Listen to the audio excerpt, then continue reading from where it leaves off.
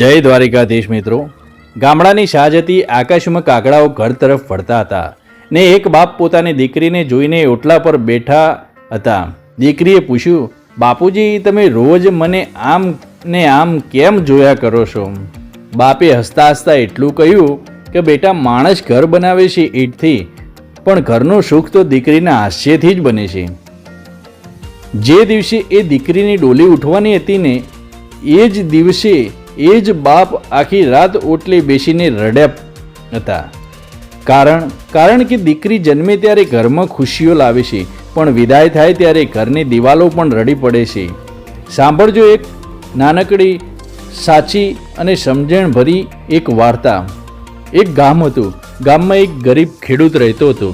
ઘર નાનું અને 2 વાસરડા ને એક જ દીકરીનું નામ હીરા. હીરા એટલે આખા ગામની લાડકડી. એ ચાલે તો લાગે કે ઘરમાં લક્ષ્મી ફરી રહી હોય.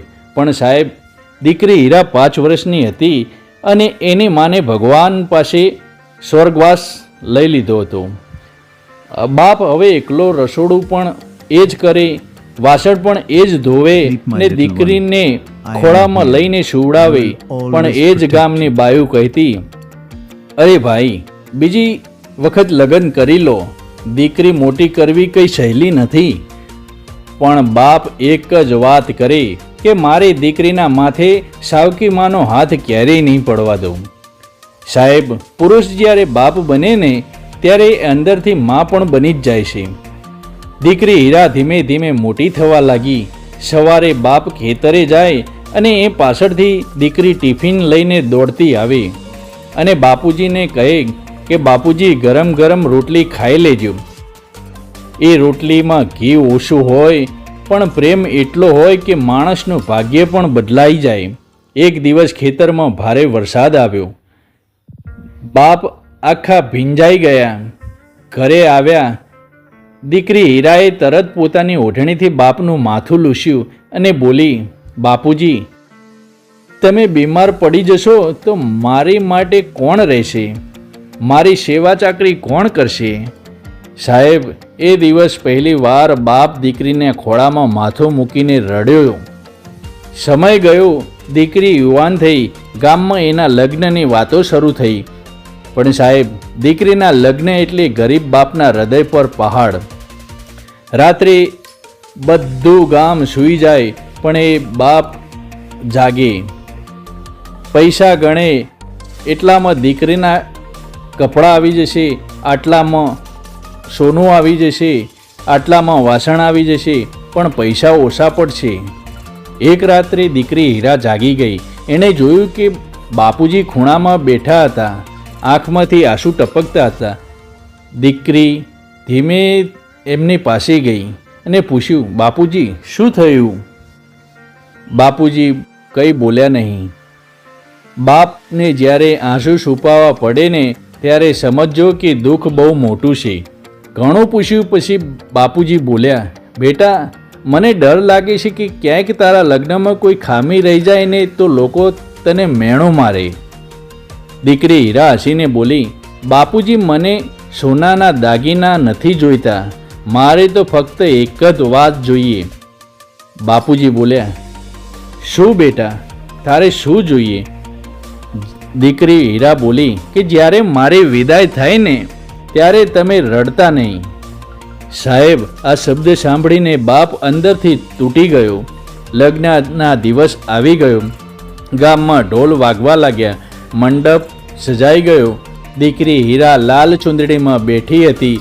પણ સાહેબ, દીકરીના ચહેરા ઉપર સ્મિત હોય ને ત્યારે પણ એની આંખોમાં છુપાયેલું રુદન બાપ જ વાંચી શકે છે. 4 ફેરા પૂરા થયા. કન્યાદાન થયું. હવે વિદાયનો સમય આવી ગયો. દીકરી હીરા બાપને ભેટી પડી ને એટલું જ બોલી, બાપુજી, આંગણામાં જે લીમડો છે ને એને પાણી આપતા રહેજો. મારા વગર સુકાઈ ના જાય. સાહેબ, આ શબ્દ સાંભળીને આખું ગામ રડી પડ્યું. દીકરી ગાડામાં બેસી ગઈ. ગાડું આગળ વધ્યું. બધા લોકો પાછા ફરી ગયા પણ બાપ ત્યાંના ત્યાં જ ઊભા જ રહ્યા. એક ટક દીકરીને જોતા જ રહ્યા. સાહેબ, દીકરીની વિદાય પછી બાપ ઘરમાં નહીં સુનકારમાં જીવતા હોય છે. ગાડું દૂર ગયું. દીકરી હીરાએ છેલ્લી વાર પાછળ જોયું. બાપુજી હજુ ઊભા જ હતા. દીકરીએ હાથ જોડ્યા ને ધીમે બોલી, ભગવાન, મારા બાપુજીને ક્યારેય એકલા ન પાડતા. સાહેબ, દીકરી તો સાસરીએ ચાલી ગઈ, પણ એ દિવસ પછી દર સાંજે એ બાપ ઓટલા ઉપર 2 થાળી મૂકે, એક પોતાની ને એક દીકરીની. ગામના લોકો પૂછે, અરે હવે દીકરી તો સાસરે ગઈ છે. બાપ હસીને કહે, દીકરી ક્યાં જાય છે ભલા માણસ, દીકરી તો બાપના શ્વાસમાં રહેતી હોય છે. અને વાતનો મરમ એટલો જ છે સાહેબ કે ઘરમાં દીકરી હોય ને તો ગરીબી પણ ઘર મંદિર લાગે, ને દીકરીની વિદાય પછી મહેલ પણ ખાલી લાગે. એટલે દીકરીને ક્યારેય ભાર ના માનતા, કારણ કે દીકરી એ ભગવાનનો એ આશીર્વાદ છે જે પહેલાં બેટી બનીને આવે છે, પછી બહેન બનીને ઘર સંભાળે છે, પછી પત્ની બનીને કોઈનું જીવન સુધારે છે, અને છેલ્લે મા બનીને આખી દુનિયા ઘડી નાખે છે. સાહેબ, દીકરીને સમજી જશો ને તો જિંદગીમાં પ્રેમ ક્યારેય ખૂટશે નહીં.